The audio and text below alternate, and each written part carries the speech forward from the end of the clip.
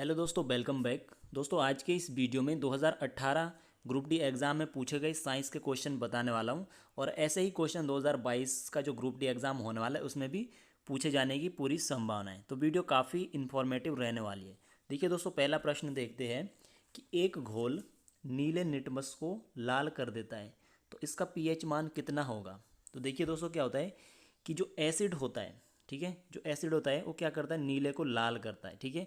और एसिड का जो मान होता है वो कहाँ से, 0 से मतलब 7 से कम होता है, ठीक है। और दूसरा क्या है, इसमें क्या बोला गया, नीले लिटमस को लाल करता है, इसका मतलब क्या है, एसिड है, ठीक है। और एसिड की वैल्यू क्या होती है, 7 से कम होती है, तो इसका मतलब क्या हो जाएगा, 6 हो जाएगा। तो इसका ऑप्शन क्या हो जाएगा, थर्ड के इसका सही आंसर हो जाएगा। अब बात करते हैं पीएच स्केल की। तो पीएच स्केल क्या होता है, एक प्रकार का स्केल होता है, ठीक है, जिसका उपयोग क्या होता है, किसी विलयन की अम्लता और क्षारकता को मापने के लिए किया जाता है, ठीक है। और इसका जो पीएच का जो आविष्कार था किसने किया था, 1909 में सोरेनसन नामक वैज्ञानिक ने पीएच स्केल की संकल्पना दी थी, ठीक है। और जिसमें पी का मतलब क्या होता है, पी का मतलब होता है पावर, शक्ति, और एच का मतलब होता है हाइड्रोजन, यानी कि पावर ऑफ हाइड्रोजन, ठीक है। तो देखिए क्या होता है कि 7 से कम जितने भी होते हैं ना, 7 से कम वो क्या होते हैं, एसिड होते हैं, ठीक है। और 7 से ज़्यादा जितने भी होते हैं वो क्या होते हैं, बेस होते हैं। और जो 7 होता है वो क्या होते हैं, न्यूट्रल होते हैं, यानी उदासीन होते हैं। इसलिए पानी का जो पीएच वैल्यू क्या है, 7 है। अगला प्रश्न है, निश्चित अनुपात का नियम किसके द्वारा दिया गया था। काफ़ी इजी क्वेश्चन है। निश्चित अनुपात का नियम किसके द्वारा दिया गया था, इसका सही आंसर ऑप्शन थर्ड, प्राउस्ट के द्वारा। देखिए दोस्तों, क्या था निश्चित अनुपात का नियम, क्या कहता है, ये कहता है कि प्रत्येक रासायनिक यौगिक, चाहे वो किसी भी विधि से बना होता है, ठीक है, कोई भी यौगिक होता है वो किसी भी विधि से बना होता है, उसमें जो तत्व का जो द्रव्यमान होता है वो क्या होता है, एक निश्चित अनुपात में होता है, ठीक है। चाहे यौगिक किसी भी विधि से क्यों ना बना हो, लेकिन उसमें जो तत्व शामिल है उनका जो द्रव्यमान होता है क्या होता है, निश्चित अनुपात में होता है, ठीक है। जैसे पानी है, पानी हाइड्रोजन और ऑक्सीजन से बना है, ठीक है। तो इनका जो अनुपात होगा कितना कितना होगा, 1:8 होगा, ठीक है। यदि हम बात करते हैं कार्बन डाइऑक्साइड की, तो इसमें क्या होगा, 12:32 क्या होगा, इनका द्रव्यमान का अनुपात होगा, ठीक है। अगला प्रश्न है, एक वस्तु 4 सेकंड में 15 मीटर और फिर 3 सेकंड में 16 मीटर की यात्रा करती है, तो वस्तु की औसत गति क्या है। देखिए यहाँ पे क्या बोला गया है, औसत गति पूछा है। तो देखिए क्या होगा, औसत गति का मतलब औसत कुल दूरी और कुल समय, ठीक है। गति बराबर क्या होता है, दूरी बटे समय होता है। तो यहाँ पे देखिए क्या है, दूरी कितनी है, 15 और 16 31, और टाइम कितना है, 4 3 7 7 सेकेंड। तो इसको भाग दीजिए, कितना आ जाएगा, 4.43 मीटर पर सेकेंड। तो क्या हो जाएगा हमारा ऑप्शन सेकंड सही आंसर हो जाएगा, ठीक है। अगला प्रश्न है, डैश अम्लीय नहीं है, निम्न में से कौन अम्लीय नहीं है। तो इसका सही आंसर क्या है। देखिए दोस्तों, इसका जो सही आंसर है वो है CCl4, यानी ऑप्शन सेकंड। CCl4 को बोलते हैं कार्बन टेट्रा क्लोराइड, ठीक है। क्या बोलते हैं, कार्बन टेट्रा क्लोराइड, ठीक है। और जो 4 होता है ना, इसको हम क्या बोलते हैं, टेट्रा बोलते हैं, ठीक है। 4 को हम क्या बोलते हैं, टेट्रा बोलते हैं। 5 को हम क्या बोलते हैं, पेंटा बोलते हैं, ठीक है। 5 को पेंटा बोलते हैं और 6 को क्या बोलते हैं, हेक्सा बोलते हैं, ठीक है। आपको पता होगा सभी को। अगला प्रश्न है कि एक वस्तु में 20 किलो के द्रव्यमान और 10 न्यूटन पर किलोग्राम के गुरुत्वाकर्षण के साथ 400 जूल की स्थितिज ऊर्जा होती है, तो वस्तु की ऊंचाई ज्ञात कीजिए। देखिए दोस्तों, इसमें क्या पूछा गया, एच का मान इसमें पूछा गया है। स्थितिज ऊर्जा कितनी दे रखी है, यहाँ पे 400 जूल दे रखी है। तो हमें पता है कि स्थितिज ऊर्जा का सूत्र होता है, क्या होता है, U बराबर mgh, ठीक है। और U दे रखा है 400, ठीक है। और जी हमें कितना दे रखा है, 10 दे रखा है। और एच कितना हमें निकालना है, और एम कितना दे रखा है, 20। तो डायरेक्ट फॉर्मूला लगाओ, 400 भाग गया 200, 2 मीटर, ठीक है। तो वस्तु की ऊंचाई कितनी हो जाएगी, 2 मीटर हो जाएगी, ठीक है। डायरेक्ट फॉर्मूला है जो U बराबर mgh, ठीक है। ये फॉर्मूला आपको डायरेक्ट लगाना है। U की वैल्यू भी दी गई है, M की भी दी गई है, G की भी दी गई है, तो H की निकल जाएगी। अगला प्रश्न है कि 4 तत्वों का विद्युत विन्यास नीचे दिया गया है, ठीक है, इलेक्ट्रॉनिक कॉन्फ़िगरेशन दिया गया है। निम्न में से कौन अधिक विद्युत ऋणात्मकता होगी, इनमें किसकी विद्युत ऋणात्मकता सबसे अधिक होगी इन चारों में से। देखिए दोस्तों, इसका सही आंसर बताइए। तो इसका जो सही आंसर होगा ऑप्शन थर्ड, क्लोरीन। क्लोरीन की जो क्या होगी, इलेक्ट्रोनेगेटिविटी होंगी वो कितनी होंगी, मतलब सबसे ज़्यादा होंगी, ठीक है। और इसकी जो संयोजकता होती है वो कितनी होती है, 1 होती है, -1 में होती है इसकी संयोजकता, वैलेंसी, ठीक है। और ये क्लोरीन कौन से उसमें आता है, हेलोजन, हेलोजन उसमें आता है, ठीक है। हेलोजन ग्रुप में आता है। हेलोजन कौन से समूह में आता है, 17 समूह में आता है, ठीक है। और अगला देखिए, डैश क्या है, अर्धचालक है। निम्न में से कौन अर्धचालक है, कहने का मतलब ये है। तो यहाँ पे देखिए जो निम्न में से जो अर्धचालक वो कौन है, जर्मेनियम, ठीक है। दो मुख्य अर्धचालक कौन कौन से, जर्मेनियम और सिलिकॉन।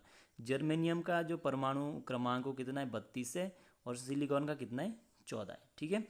जो अर्धचालक हुए पदार्थ होते हैं क्या होते हैं, जिनकी जो चालकता होती है कितनी होती है, मतलब चालकों और कुचालकों के बीच की होती है। चालक क्या होते हैं, जिनमें विद्युत धारा पूर्ण रूप से प्रभावित होती है। कुचालक क्या होता है, जिनमें विद्युत धारा पूर्ण रूप से प्रभावित नहीं होती है। तो ये चालक और कुचालक के बीच के होते हैं। अगला प्रश्न है, यदि किसी मनुष्य में गुणसूत्र संख्या 46 है, ठीक है, तो दैहिक कोशिकाओं में कितने गुणसूत्र मौजूद है या मौजूद होते हैं। सबसे पहले तो हमें बात करें दैहिक कोशिकाएं क्या होती है। देखिए दोस्तों क्या होता है, हमारे शरीर की जितनी भी कोशिकाएं होती है ना, वो सभी की सभी क्या होती है, दैहिक कोशिकाएं होती है। किसको छोड़ के, शुक्राणु, शुक्राणु और अंडाणु। शुक्राणु और अंडाणु जो कोशिकाएं होती हैं, इनको छोड़ के सारी की सारी जितने हमारे शरीर की जो कोशिकाएं होती है वो क्या होती है, दैहिक कोशिकाएं होती है, ठीक है। तो हमें पता है कि ये जो गुणसूत्र होते हैं कितने मौजूद होते हैं, 46 होते हैं, ठीक है। कितने, टोटल 46 होते हैं। यदि जोड़ा पूछेंगे तो 23 होगा, ठीक है। यदि गुणसूत्रों की संख्या पूछेंगे तो कितने, 46 होते हैं। और अगर पूछेंगे आपका कितनी जोड़ी होती है तो 23। अगला प्रश्न है, पृथ्वी के मेंटल में गैसों के साथ मिश्रित पिघला हुआ पदार्थ कहलाता है। मतलब मेंटल कहाँ होती है, अंदर होंगी, अर्थ के अंदर होंगी, ठीक है। तो अंदर वाला जो भाग होता है, पिघला हुआ भाग, उसे हम क्या कहते हैं, पृथ्वी के अंदर का भाग, उसे हम कहते हैं मैग्मा, ठीक है। और जब ये अंदर वाला भाग जो बाहर आता है तो उसे हम क्या कहते हैं, फिर लावा कहते हैं, ठीक है। तो इसका ऑप्शन ए क्या है, सही आंसर है। अगला प्रश्न है, आधुनिक आवर्त सारणी में कितने समूह तथा आवर्त है। आधुनिक आवर्त सारणी में कितने समूह और आवर्त है। तो दोस्तों इसका सही आंसर है 18 समूह और 7 आवर्त। देखिए दोस्तों क्या होता है, मैं आपको आवर्त सारणी दिखा देता हूँ। जो ये इस टाइप की जो हॉरिजॉन्टल जो ये लाइनें होती ना, इनको हम क्या कहते हैं, इनको दोस्तों इनको हम क्या कहते हैं, इनको कहते हैं हम आवर्त। क्या कहते हैं हम इनको, आवर्त। जो ये लाइन होती है, क्षैतिज लाइनें होती है। और जो ये स्तंभ टाइप के होते हैं, ये कितने होते हैं, ये मतलब 18 स्तंभ होते हैं। इन्हें हम क्या कहते हैं, इन्हें कहते हैं हम समूह, यानी कि ग्रुप हम इन्हें कहते हैं, ठीक है। तो काफ़ी इंपॉर्टेंट प्रश्न है। जो ये क्षैतिज पंक्तियाँ होती है, ये कितनी होती है, 7 होती है, ठीक है, 7 होती है। और जो आधुनिक आवर्त सारणियों किसके द्वारा दी गई थी, हेनरी मोजले के द्वारा दी गई थी। ये भी आपको ध्यान रखना है, ठीक है। अगला प्रश्न है, क्यूप्रस ऑक्साइड में कॉपर की संयोजकता कितनी होती है। ये दोस्तों क्या है, क्यूप्रस ऑक्साइड का फॉर्मूला है, ठीक है। तो इसमें जो कॉपर की जो संयोजकता है वो कितनी होती है, 1 होती है, ठीक है। ये भी आपको ध्यान रखना है। अगला प्रश्न है, डैश में कार्बोनिल समूह नहीं है। मतलब कौन सा कार्बोनिल, किन में कार्बोनिल समूह नहीं है। तो एल्डिहाइड होता है, ये भी क्या होता है, कार्बोनिल समूह होता है। मतलब एक प्रकार का क्रियात्मक समूह, ठीक है। और कार्बोक्सिलिक अम्ल है, ये इसमें भी कार्बोनिल समूह होता है। कीटोन होता है, इसमें भी कार्बोनिल समूह होता है। लेकिन एथेनॉल है, जो एथेनॉल क्या है, एक एल्कोहल का भाग है, ठीक है, एल्कोहल का भाग है। तो इसका फॉर्मूला क्या आता है, C2H5OH, ठीक है। तो यदि इसकी जगह सिर्फ OH होता तब ये इसमें कार्बन नहीं है। कार्बोनिल समूह का मतलब जो कार्बन जिसमें जुड़ा हुआ होगा, ठीक है। तो इसमें देखिए क्या है, नहीं है। इन सब में क्या होता है, कार्बन, जो ये एल्डिहाइड कार्बोक्सिलिक अम्ल कीटोन, इनमें क्या होता है, सब में कार्बोनिल समूह होते हैं। इनको कार्बोनिल समूह कहा जाता है। अगला प्रश्न है, वह बिंदु जिस पर सभी किरणें अभिसरित होती है। अभिसरित का मतलब क्या होता है कि इकट्ठी हो जाती है, मतलब एक जगह आ जाती है। तो उस बिंदु को हम क्या कहेंगे, उस बिंदु को कहेंगे हम केंद्र। तो ऑप्शन 4 इसका राइट आंसर है। अगला प्रश्न है, डैश में सबसे अधिक इलेक्ट्रॉन बंधुता होती है। इलेक्ट्रॉन बंधुता का मतलब होती है कि इलेक्ट्रॉन को ग्रहण करने की क्षमता, ठीक है। इलेक्ट्रॉन बंधुता का मतलब क्या होता है, इलेक्ट्रॉन को एक्सेप्ट करने की क्षमता, ठीक है। तो इलेक्ट्रॉन कौन ग्रहण करता है, जो मतलब क्या करता है, जो अधातु होते हैं, जो अधातु होते हैं, जो नॉन मेटल होते हैं ना, वो क्या करते हैं, इलेक्ट्रॉन को लेते हैं। और जो मेटल होते हैं वो इलेक्ट्रॉन को देते हैं। जो इलेक्ट्रॉन को लेते हैं उनमें नेगेटिव चार्ज आ जाता है, जो इलेक्ट्रॉन को देते हैं उनमें पॉजिटिव चार्ज आ जाता है, ठीक है। तो सबसे अधिक की बात हो रही है यहाँ पे। तो सबसे अधिक जो होगा वो क्या होगा, सबसे अधिक होगा आपका क्लोरीन, ठीक है। क्या हो जाएगा, क्लोरीन की सबसे अधिक होगी, ठीक है। ये भी आपको ध्यान रखना है। और अगर पूछते हैं कि अगला प्रश्न देखते हैं, ऐच्छिक मांसपेशियां डैश में निहित होती है, ठीक है। देखिए दोस्तों, मांसपेशियां होती है, एक ऐच्छिक होती है, एक अनैच्छिक होती है, ठीक है। इसमें इसका जो आंसर हो जाएगा वो क्या हो जाएगा, ऐच्छिक मांसपेशियां डैश में निहित होती है, तो इसका क्या है, पश्चपाद यानी कि पैर वाले भाग में, ठीक है, पैर का पिछला भाग, ठीक है। अब बात करते हैं ऐच्छिक मांसपेशियां और अनैच्छिक मांसपेशियां। अब देखिए दोस्तों क्या होता है, ऐच्छिक मांसपेशियां वे मांसपेशियां होती है जिनमें क्या होता है, बुद्धि द्वारा हम इनको कंट्रोल कर सकते हैं, जिनको हम क्या कर सकते हैं, कंट्रोल कर सकते हैं। जैसे हम चल रहे हैं तो हम क्या कर सकते हैं, रुक सकते हैं, ठीक है, हम रुक सकते हैं जैसे। और दूसरा क्या हो सकता है कि हम खाना खा रहे हैं, ठीक है, तो हम थोड़ी देर के लिए क्या कर सकते हैं, खाना खाना बंद भी कर सकते हैं, ठीक है। तो ये क्या होते हैं, ऐच्छिक मांसपेशियां होती है, ठीक है, मतलब जिनको हम कंट्रोल कर सकते हैं अपने दिमाग द्वारा। अब होती है अनैच्छिक। अनैच्छिक वो होती है जिनको मतलब हम दिमाग से कंट्रोल नहीं कर सकते, जिनका पूरा जो मतलब होती रहती है, ऑटोमेटिक होती रहती है, दिमाग से कोई इनका रिलेशन नहीं होता है, मतलब कनेक्शन नहीं होता है। जैसे हमारा जो हार्ट धड़कता है, दिल धड़कता है, ठीक है। और क्या हो सकता है, हमारा आँख आँख आँख बंद होती है हमारी, ठीक है। और क्या हो सकता है, जैसे और हो सकता है यकृत से जो रस निपित रस निकलता है, ये सब क्या होते हैं, आपका अनैच्छिक गतिविधियाँ होती है, अनैच्छिक पेशियाँ होती है, ठीक है। बुद्धि का इसमें कोई कंट्रोल नहीं होता, ठीक है, तो आपको ध्यान रखना है। तो हृदय हो गया, यकृत हो गया, फेफड़े हो गए, ठीक है, तो ये सब क्या आते हैं, अनैच्छिक मांसपेशियों के अंतर्गत आते हैं, क्योंकि हम इनको अपने द्वारा कंट्रोल नहीं कर सकते। अगला प्रश्न है, निम्नलिखित में से कौन सा समूह नग्न बीज पैदा करता है, ठीक है, काफ़ी इंपॉर्टेंट क्वेश्चन है। तो नग्न बीज पैदा कौन करता है, अनावृत बीजी या जिम्नोस्पर्म, ठीक है। जो अनावृत बीजी होते हैं वो क्या करते हैं, नग्न बीज पौधे पैदा करते हैं, नग्न बीज पैदा करते हैं। अब देखिए दोस्तों, थोड़ा जान लेते हैं कि जो अनावृत बीज होते हैं, जो उनकी विशेषताएं क्या होती है, जो महत्वपूर्ण विशेषताएं वो क्या है, इन पर फूल नहीं लगते। अब क्वेश्चन ऐसा पूछा जा सकता है कि निम्नलिखित में से किस में फूल नहीं लगते, तो अनावृति बीज। और क्या होता है दूसरा, क्या है, फल के अंदर बीज नहीं होते, इनके जो फल होते हैं ना, इनके अंदर बीज नहीं होती है। आपने देखा होगा मैक्सिमम फलों के अंदर बीज होते हैं, लेकिन जो इस टाइप के जो फल होंगे, इससे बने हुआ फल होगा, उसमें बीज नहीं होगा, ठीक है, तो इसकी विशेषता थी। उदाहरण देखिए इसके, उदाहरण क्या है, साइकस, पाइनस, सेड्रस, पीसिया और जूनीफेरस, ये सब क्या है इसके एग्जाम्पल, ये भी आपको ध्यान रखने हैं। अगला प्रश्न है, परमाणु संख्या 16 का एक तत्व आवर्त सारणी में कहाँ होगा, मतलब कौन से उसमें होगा, आवर्त सारणी के कौन से आवर्त में होगा, जो परमाणु संख्या 16 है वो किस आवर्त में होगा आवर्त सारणी में। देखिए दोस्तों, इसका जो सही आंसर है वो हो जाएगा ऑप्शन थर्ड, तीसरे आवर्त में होगा, ठीक है, तीसरे आवर्त में क्या होगा, ये होगा। और सल्फर 16 कौन सा है, सल्फर, ठीक है, 16 क्या है, सल्फर, इसका क्या है नाम होगा, जिसका परमाणु संख्या क्या है, 16 है। अब देखिए बात करते हैं अगला क्वेश्चन, न्यूमेरिकल टाइप का क्वेश्चन है। 100 वाट का एक विद्युत बल्ब प्रतिदिन 8 घंटे प्रयोग किया जाता है, ठीक है, तो एक दिन में बल्ब द्वारा खपत ऊर्जा कितनी होगी। अब देखिए क्या बोला गया इसमें, हमें निकालनी, इसमें एनर्जी निकालनी है। पी कितना दे रखा है, पी दे रखा है 1000 वाट, ठीक है, इसको हम किलो वाट में बदलेंगे तो 1000 से भाग देना पड़ेगा, तो 1000 से भाग देने तो कितना हो जाएगा, 0.1 किलो वाट, ठीक है, ये हो गया। अब इसके बाद देखिए टाइम भी दे रखा हमारे पास कितना, 8 घंटे टाइम भी दे रखा हमारे पास, ठीक है। और ई हमें निकालना है इसका, ठीक है, ई हमें क्या करना है, निकालना है। तो एक फॉर्मूला होता है, क्या होता है, डायरेक्ट फॉर्मूला है, पी इक्वल टू क्या होता है, ई अपॉन टी, ठीक है, पी इक्वल टू क्या होता है, ई अपॉन टी।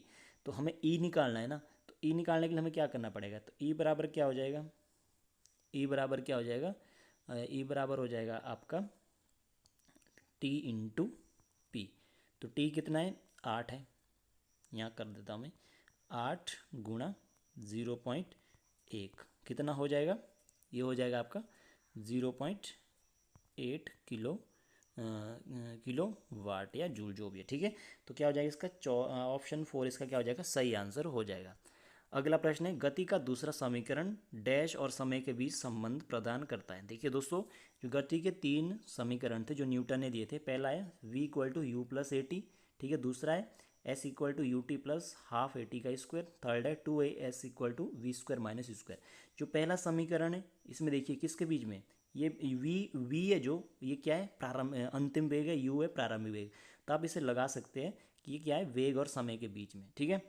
दूसरा देखिए ये किसके बीच में है, एस मतलब दूरी के बीच में, मतलब स्थिति, तो ये किसके बीच में, स्थिति और समय के बीच में, ठीक है। और तीसरा क्या है, ये किसके बीच में होगा, स्थिति और वेग के बीच में। तो यहाँ पे पूछा गया है दूसरा, गति का जो दूसरा समीकरण होगा किसके बीच में होगा, समय और स्थान या स्थिति के बीच जो भी होगा, ठीक है, इसके बीच में होगा। ये भी आपको ध्यान रखना, काफ़ी इंपॉर्टेंट प्रश्न है ये, ठीक है, 2018 में पूछे गए सारे के सारे क्वेश्चन। अगला प्रश्न देखते हैं, डैश की परिवर्तनशीलता के कारण संपीड़न और विरलीकरण होता है। किसके चेंज होने से संपीड़न और विरलीकरण होता है? तो इसका सही आंसर है ऑप्शन थर्ड, वायु दाब के कारण। अगला प्रश्न, औसत वेग का सूत्र क्या होता है? औसत वेग होता है जो उसका जो एवरेज वेग वी ए वी होता है वो कितना होगा? औसत वेग बराबर क्या होगा? ये ऑप्शन सेकंड, यानी कि U plus V upon two, ये क्या हो जाएगा? औसत वेग हो जाएगा, ठीक है। अगला प्रश्न है, मानव गुर्दे में निस्पंद इकाइयाँ डैश के रूप में जानी जाती है। जो मानव जो गुर्दे में जो निस्पंद इकाइयाँ होती है कौन सी होती है? इसका सही आंसर है नेफ्रॉन, ठीक है। ये आपका नेफ्रॉन का डायग्राम है, तो क्या है? निस्पंद इकाइयाँ होती है। अब थोड़ा नेफ्रॉन के बारे में जान लेते हैं कि प्रत्येक गुर्दे में लगभग असंख्य फिल्टरिंग इकाइयाँ होती है, जिसे हम क्या कहते हैं? नेफ्रॉन्स कहते हैं, ठीक है। ये क्या होती है? एक प्रकार की फिल्टरिंग इकाइयाँ होती है जो क्या करती है? हमारा जो ब्लड है उसको क्या करती है? शुद्ध करते रहती है, ठीक है, शुद्ध करती है।